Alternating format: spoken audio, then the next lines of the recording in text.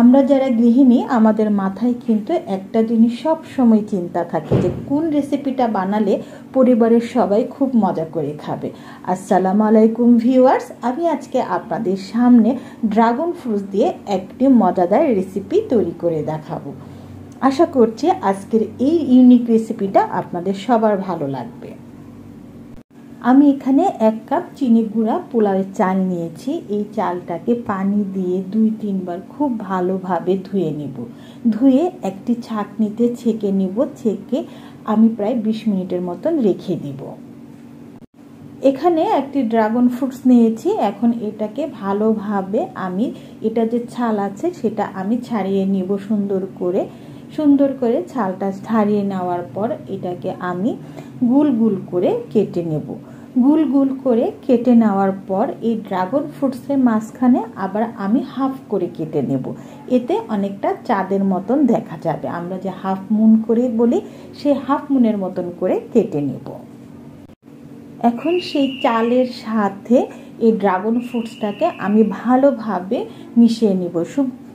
খুব সুন্দর করে মিশিয়ে নিব। দেখেন সুন্দর একটা কালার চলে আসছে। এখন আমি এখানে দিয়ে দেব 1 চামচ পরিমাণ লবণ দিয়ে ভালোভাবে এই মিশ্রণটাকে সুন্দর করে আমি মিশিয়ে নিব।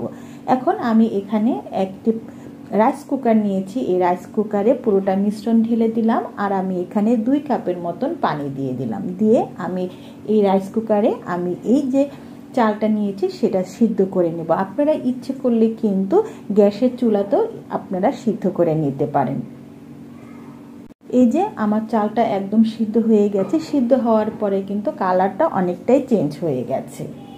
চুলোতে একটি হাঁড়ি দিয়েছি। সেখানে আমি 1 টেবিল চামচ পরিমাণ রান্নার তেল দিয়ে দিলাম। তেল দিয়ে এখানে একটি ডিম সুন্দর করে ভেজে ঝুরঝুর করে নিলাম। এখন সেই ভাজা তেলে আরও 2 টেবিল চামচ পরিমাণ তেল নিয়ে নিলাম এবং এখানে 2 টেবিল চামচ পরিমাণ বাটার দিয়ে দিলাম। বাটার দিয়ে আমি এখানে 2 টেবিল চামচ পরিমাণ রসুনের কুচি দিয়ে দিলাম। দিয়ে ভালোভাবে রসুনের কুচিটা মিশিয়ে নিলাম। এখন এখানে দিয়ে দিলাম 2 টেবিল চামচ পরিমাণ পেঁয়াজের কুচি আর দিয়ে দিলাম 5-6টি কাঁচামরিচের ফালি দিয়ে সুন্দরভাবে আমি এই মিশ্রণটাকে ভালোভাবে মিশিয়ে নিলাম।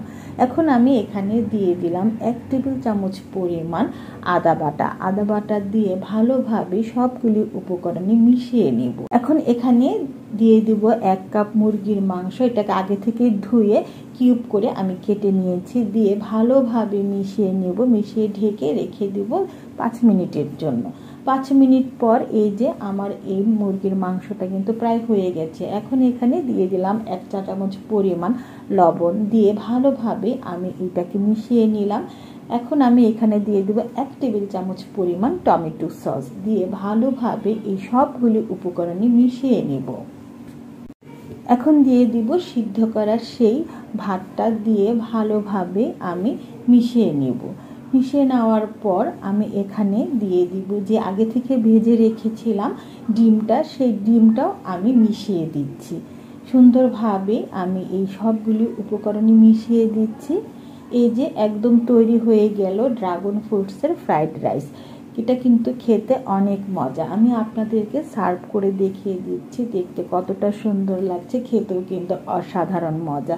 অবশ্যই কিন্তু আপনারা ড্রাগন ফ্রুট দিয়ে চিকেন আর এই ডিমের ফ্রাইড রাইসটা অবশ্যই তৈরি করে খাবেন। একবার হলেও এই ইউনিক রেসিপিটা তৈরি করে খাবেন, দেখবেন পরিবারের ছোট বড় সবাই খুবই মজা করে খাবে। আশা করছি আজকের এই রেসিপিটা আপনাদের অনেক ভালো লেগেছে।